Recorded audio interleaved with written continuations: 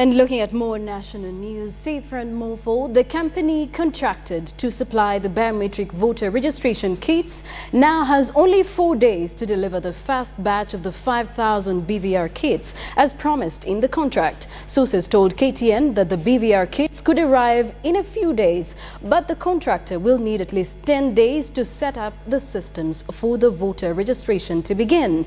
Now, the Independent Electoral and Boundaries Commission says the BVR kits will now be preloaded with the voters' data gathered during the referendum to avoid beginning from scratch. KTN's Noah Otieno reports on the details of the contract.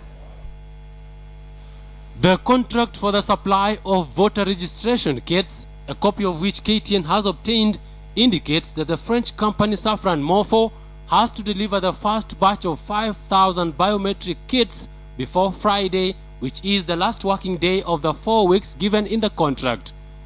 The company will then have to supply the remaining 10,000 BVR kits by the 17th of November, slightly over 2 weeks from today.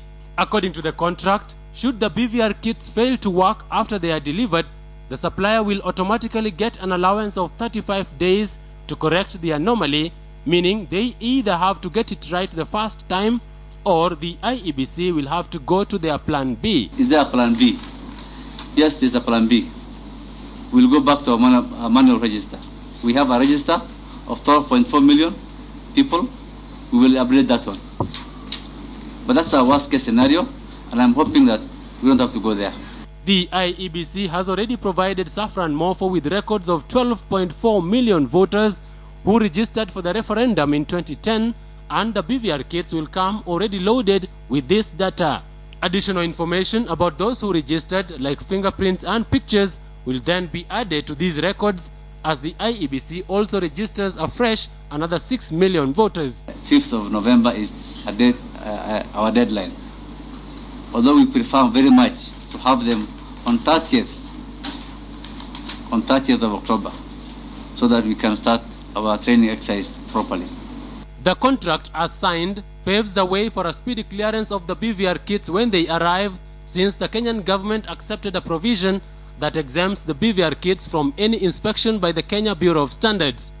This was one of the preconditions, in addition to the proof that Kenya has a financier to pay 60% of the cost.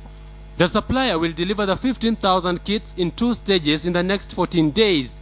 They will also supply 8,000 solar panels for areas that have poor electricity supply and another 4,000 generators for other areas with no electricity.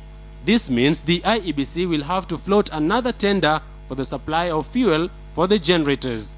Out of the 7.2 billion shillings Kenya is paying for the kits, 6 billion is for the BVR kits, while 1.2 billion shillings is to be shared between the financing bank and the Canadian government.